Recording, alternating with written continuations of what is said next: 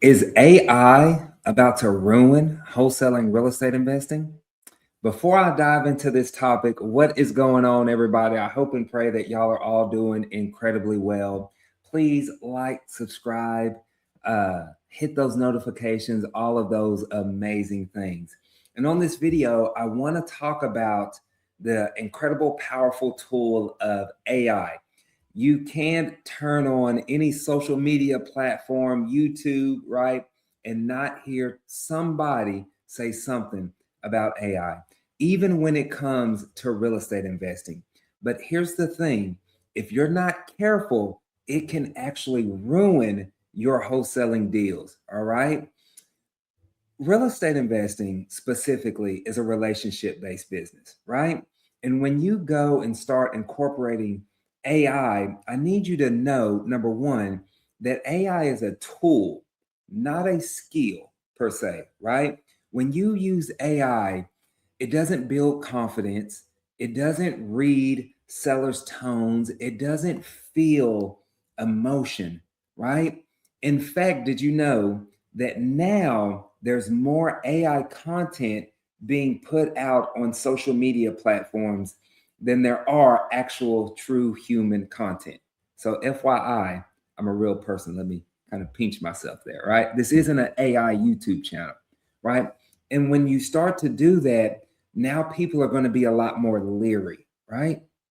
I don't know about y'all, but I'm already kind of tired of seeing some of the AI videos. Like, it's kind of getting outrageous at some point. Like, it's bananas. Your sellers are feeling the same way, right? So they need to know, number two, that you're a real person, right? So you don't want to hide behind AI.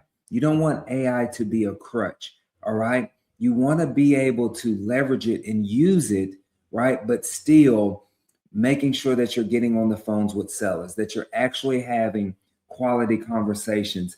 In fact, if you're able to go and actually run properties in person, you 100% should.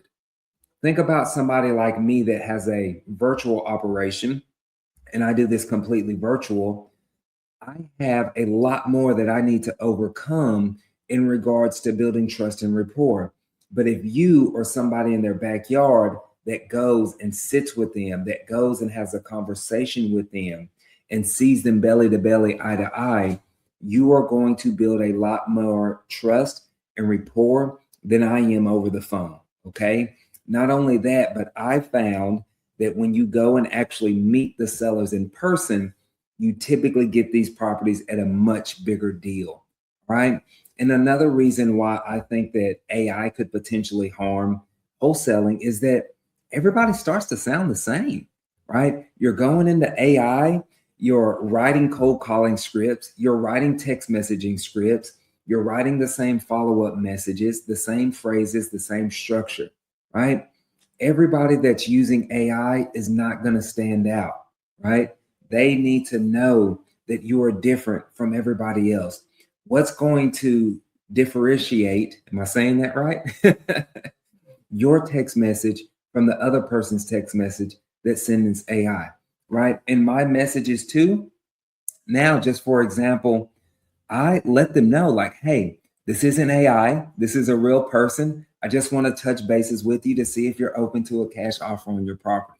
You'll be surprised the response that we're starting to get just from doing things like that. So just be mindful as everybody's trying to sell you these incredible AI platforms, and you're going to Chat and Perplexity and all of the other AI platforms that they're out there. Just be careful to where you don't end up sounding like everybody else and it ends up doing you more harm than good, okay?